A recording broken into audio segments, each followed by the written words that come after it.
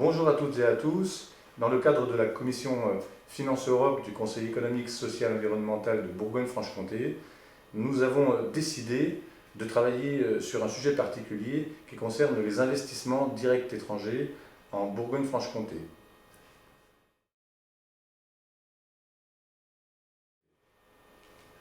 Depuis longtemps, nous avions identifié une fragilité économique de nos entreprises, notamment s'agissant des fonds propres, et donc une sensibilité et une forme d'exposition aux investissements étrangers sur notre sol.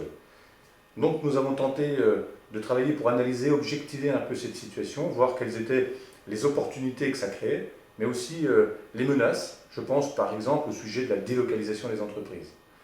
Voilà, après ce travail conduit pendant 2 ans, nous avons proposé à la région un certain nombre de préconisations, d'actions et d'outils à construire pour notre région sur le plan économique sur ce sujet particulièrement sensible.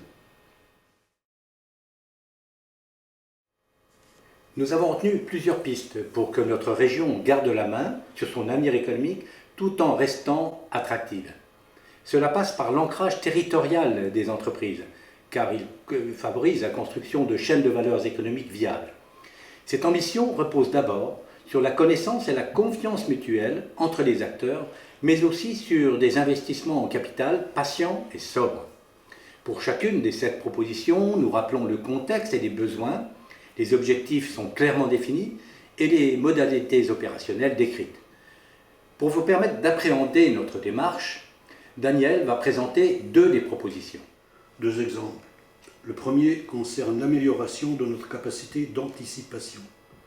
Elle implique le renforcement de la veille stratégique sur les entreprises à enjeu, celle de l'AER, mais aussi celle rendue possible par l'intelligence artificielle et le big data, sans oublier celle qu'entraînerait le fonctionnement fluide d'un réseau de business développeurs publics et privés.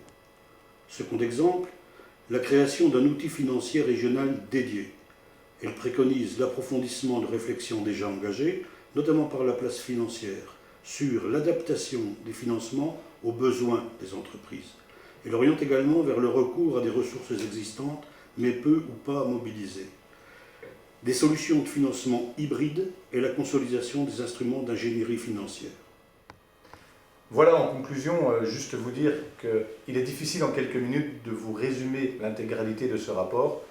Donc nous nous tenons à votre disposition pour aller vous présenter des préconisations et bien évidemment avoir un échange sur ce sujet important avec vous si vous le souhaitez. Merci, bonne journée.